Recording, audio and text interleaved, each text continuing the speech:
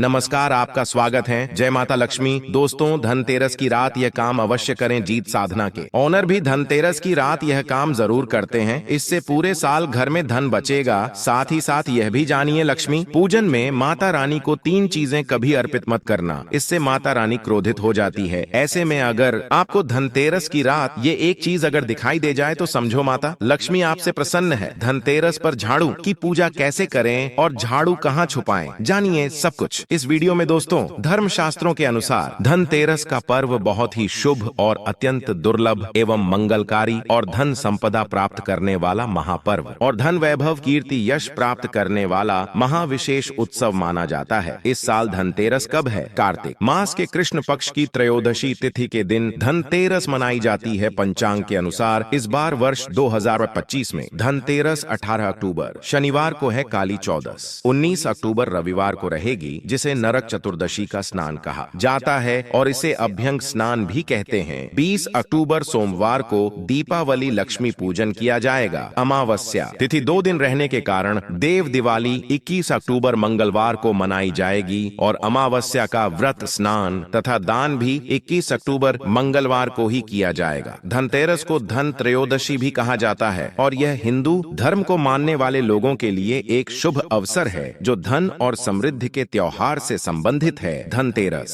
5 दिवसीय दीपावली त्योहार की शुरुआत का पहला दिन है और शुभ मुहूर्त में जो व्यक्ति पूजा पाठ करता है तो उसके घर पर सदैव के लिए माता लक्ष्मी का वास हो जाता है। इसीलिए शुभ मुहूर्त पर ही पूजा पाठ करें और आप भी मुहूर्त पर पूजा पाठ करें। बड़ा आनंद और सुखदायक होता है। दोस्तों, माता लक्ष्मी हमारे जीवन के सभी कष्टों को दूर करती है, हमारे घर में धन की वर्षा करती है। इसीलिए सच्चे दिल से कमेंट बॉक्स में माँ को अवश्य याद करें। कमेंट बॉक्स में लिखें माता लक्ष्मी और माता रानी के लिए एक लाइक अवश्य करें और हमारे चैनल जीत साधना को जरूर सब्सक्राइब करें। इस बेल आइकन को दबाना ना भूलें। तो चलिए शुरू करते हैं। सबसे पहले अपनी राशि कमेंट बॉक्स में जरूर डाल दीजिएगा। यदि आपकी राशि के अनुसार हमारे पास कोई उपाय होगा तो वह आकर हम आपके कमेंट का रिप्लाई में बता देंगे। जीत साधना आपको हर जानकारी देगा जो दुनिया के किसी भी कोने में नहीं मिलेगी। यह शास्त्र आधार पर जानकारी है। दोस्तों, सबसे पहले जानते हैं माता लक्ष्मी को ऐसा क्या नहीं चढ़ाना चाहिए जिससे मां नाराज ना हो। देखिए, एक बार हमने गलती से माता लक्ष्मी को यह चीज चढ़ा दी थी, तब हमें माता के क्रोध का सामना करना पड़ा था। इसीलिए धनतेरस पर आप ऐसी गलती मत करना। शास्त्रों के अनुसार माता लक्ष्मी बहुत ही चंचल स्वभाव की है। माता लक्ष्मी को प्रसन्न करना इतना आसान नहीं होता और जो व्यक्ति माता रानी को प्रसन्न कर लेते हैं तो वह व्यक्ति अचल संपत्ति के मालिक बन जाते हैं। उसके ऊपर माता लक्ष्मी की कृपा बड़ी जोरों शोरों से बरसती है। कई पीढ़ियों से जो गरीबी भोग रहे होते हैं, यदि माता लक्ष्मी धनतेरस पर प्रसन्न हो जाए तो 7 जन्मों तक की गरीबी मिट जाती है। धन वैभव से घर भर जाता है। उत्तम जीवन साथी तथा धन संपदा के साथ यश कीर्ति वैभव सौभाग्यशाली जीवन, सभी कष्टों से राहत, बीमारियों से राहत मात्र लक्ष्मी पूजन से समाप्त हो जाती है। लक्ष्मी मंत्र से समाप्त हो जाती है। जो व्यक्ति खास तौर पर धनतेरस पर माता लक्ष्मी को प्रसन्न कर लेता है वह व्यक्ति कुछ ही समय में धनी हो जाता है तथा राजा बन जाता है। माँ लक्ष्मी उसी घर में वास करती है जहाँ पर सच्चे हृदय से माँ की भक्ति हो। आपको बता दें, साल भर के इस त्योहार में माता लक्ष्मी की पूजा में ये 3 चीजें माता रानी को कभी मत चढ़ाना, नहीं तो आपको बर्बाद होने से कोई नहीं रोक सकता। जो हमने गलती की वे आप मत करना, इससे माता लक्ष्मी नाराज हो जाती है और हमेशा हमेशा के लिए आपका साथ छोड़ सकती है। एक बार माता लक्ष्मी ने हमारा साथ छोड़ दिया था क्योंकि हमने गलती से माता लक्ष्मी को यह चीज चढ़ा दी थी। तब बड़ी श्रद्धा पूजा पाठ करने के बाद माता लक्ष्मी को हमने मनाया, प्रसन्न किया और आज हम करोड़पति हैं, धनवान है। माता लक्ष्मी सदैव हमारे घर में वास करती है। जय माता लक्ष्मी। माँ बड़ी प्यारी है, चंचल है, अपने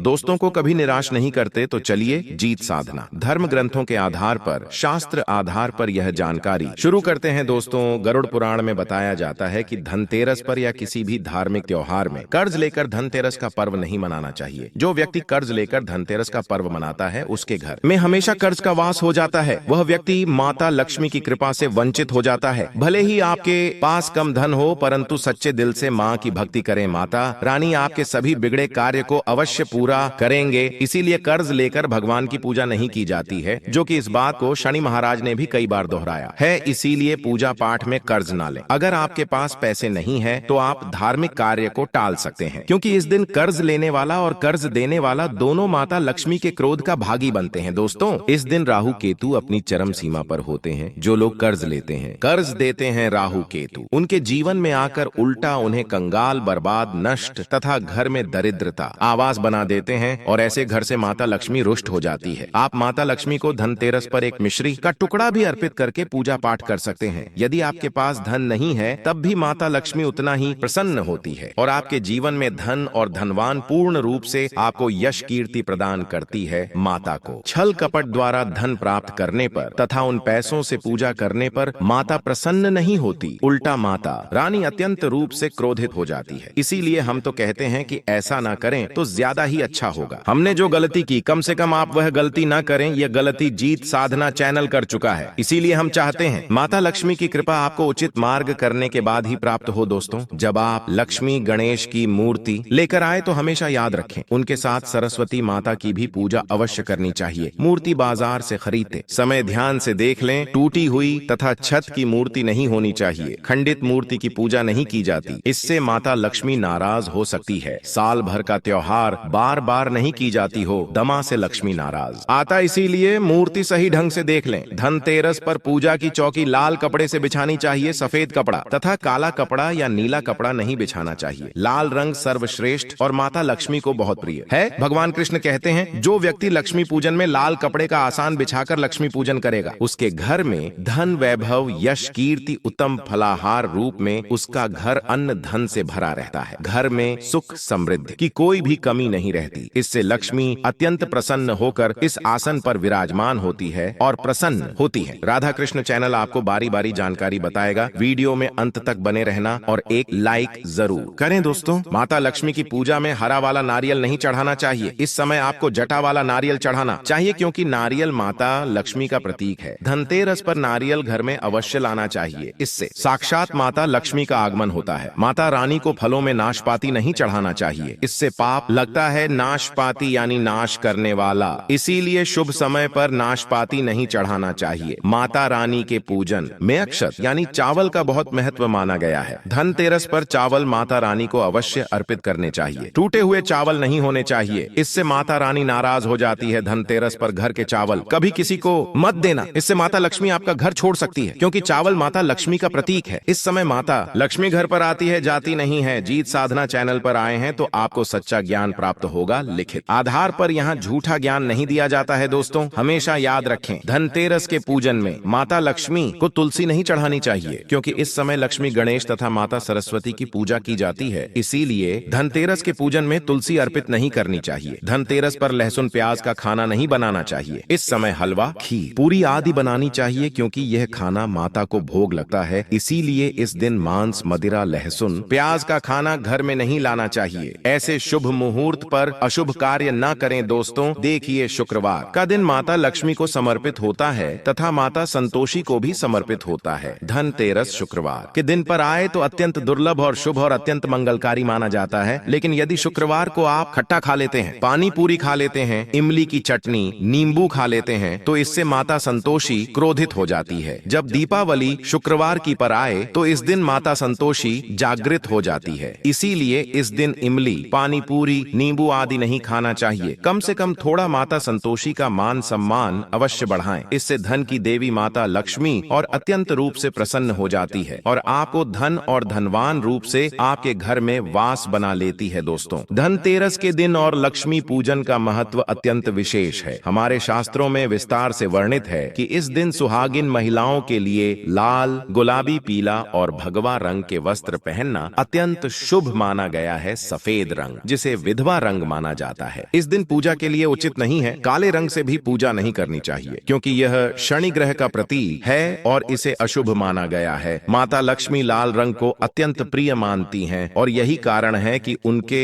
वाहन कमल के फूल का रूप धारण करते हैं। इसलिए धनतेरस के दिन सुहागिन महिलाओं को मांग में भरपूर सिंदूर लगाना चाहिए, पैरों में पायल और अन्य श्रृंगार के सामान पहनना चाहिए। इस प्रकार की पूर्ण सजावट से माता लक्ष्मी अत्यंत प्रसन्न होती हैं और अपने दोस्तों को धन और समृद्धि से नवाजती हैं। माता लक्ष्मी स्वयं कहती हैं कि यदि कोई महिला मेरे लिए इस प्रकार सज धज कर पूजा करती है तो उसकी भक्ति के प्रति मेरा प्रेम और कृपा कितनी होगी। इस प्रकार भक्त को अखंड सौभाग्य की प्राप्ति होती है और माता लक्ष्मी का आशीर्वाद उसके जीवन में हमेशा बना रहता है। ध्यान रहे कि पूजा के समय किसी प्रकार की आलस या अंगड़ाई नहीं लेनी चाहिए। पूजा करते समय शरीर का संपूर्ण रूप से स्वस्थ होना अनिवार्य है। यदि किसी महिला के मासिक धर्म का समय चल रहा हो तो उसे स्वयं लक्ष्मी पूजन नहीं करना चाहिए। इस दौरान पूजा में बैठना भी पाप माना जाता है। ऐसे समय में आप पूजा किसी और से करवा सकते हैं, लेकिन माता की मूर्ति का स्पर्श स्वयं नहीं करना चाहिए। दीपक जलाना, मंत्रों का उच्चारण करना और पूजा सामग्री का उचित उपयोग इस दौरान संभव है। नीले रंग के कपड़े पहनकर पूजा करना भी अशुभ माना गया है, क्योंकि नीला रंग अलक्ष्मी का प्रतीक है। इस प्रकार की गलती से लक्ष्मी का वास घर में नहीं होता। लाल रंग के वस्त्र पहनना माता लक्ष्मी को अत्यंत प्रिय है और इससे उनकी कृपा स्थायी रूप से घर में रहती है। धनतेरस के दिन पूजा में चांदी या सोने का सिक्का रखना